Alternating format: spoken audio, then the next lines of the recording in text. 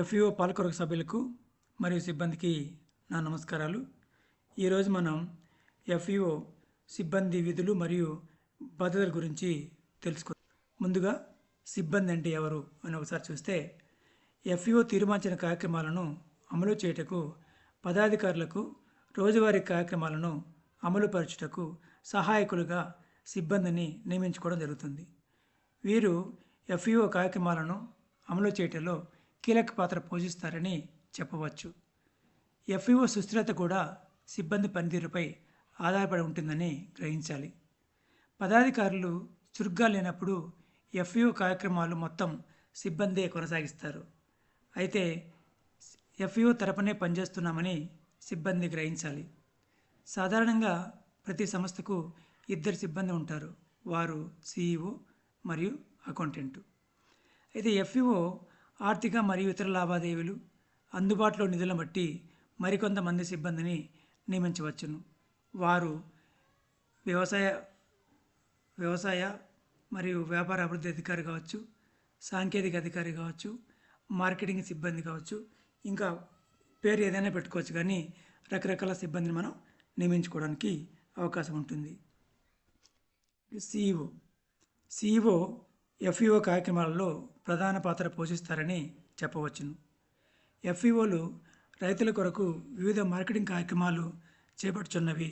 అందువలన లైసెన్సులు తప్పనిసరిగా తీసుకోవాలి. కాబట్టి వ్యవసాయ ఉద్యాన శాస్త్రంలో డిగ్రీ లేదా డిప్లొమా ఉన్నవారిని సిఇఓగా ఎంపిక చేయాలి. సిఇఓ ఎంపికలో ఎఫ్ఈఓలు లేదా ఏదైనా ఇతర సంస్థలలో అనుభవం ఉన్న వారికి మొదటి ప్రాధాన్యత ఇవ్వాలి. ఎంపిక చేయబడిన వారు స్థానికంగా నివాసం ఉంటే రైతులకు చాలా ఎక్కువ సేవలు అందించుటకు అవకాశం ఉంటుంది. రైతు కుటుంబాలకు చెందిన లేదా గ్రామీణ ప్రాంతాల వారైతే మరికొంత అనుకూలంగా ఉంటుంది. సిఇఓ గ్రామాలను తరచుగా సందర్శించి రైతుల అవసరాలను తెలుసుకొని పాలకవర్గం సమావేశంలో చర్చించి తగు నిర్ణయాలు చేయుటకు సహకరించాలి.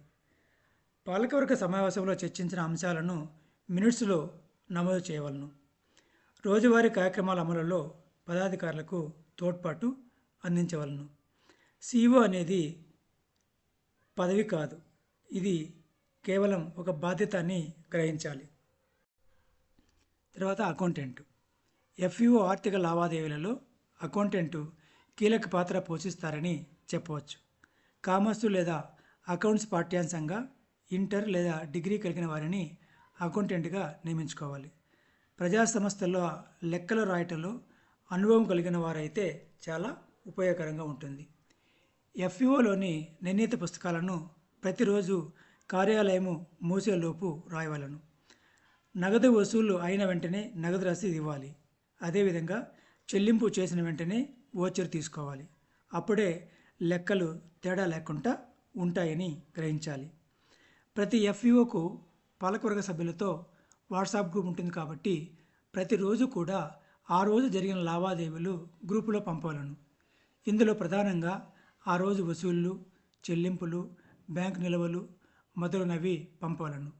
ఇలా వాట్సాప్ గ్రూపులో ప్రతిరోజు ఆర్థిక లావాదేవీలు పంపితే ఆర్థిక పారదర్శకత కలిగి ఎఫ్ఈఓలో ఎటువంటి సమస్యలు తలెత్తకుండా సుస్థిరంగా ఉంటుందని గ్రహించాలి. సిఇఓ మరియు అకౌంటెంట్ కాకుండా ఇంకా కొంతమందిని సిబ్బందిని నియమించుకోవచ్చని మనం ఇప్పుడే చర్చించుకున్నాము. సరే, వారెవరు, వారు చేసే కార్యక్రమాలు ఏంది అని ఒకసారి మనం చూసినట్లయితే, ఎఫ్ఈఓలో మార్కెటింగ్ లావాదేవీలు అధికంగా ఉంటే వ్యాపారంలో అనుభవం ఉన్న ఒకరిని నియమించుకోవచ్చును. వారి ద్వారా వ్యాపారం మరింత ముందుకు తీసుకొని పోవటకు అవకాశం ఉంటుంది. వివిధ మార్కెటింగ్ సంస్థలతో సత్సంబంధాలు కలిగి రైతులు పండించే పంటలకు మంచి ధర అందించుటకు వీరు తోడ్పాటు అందించవలను.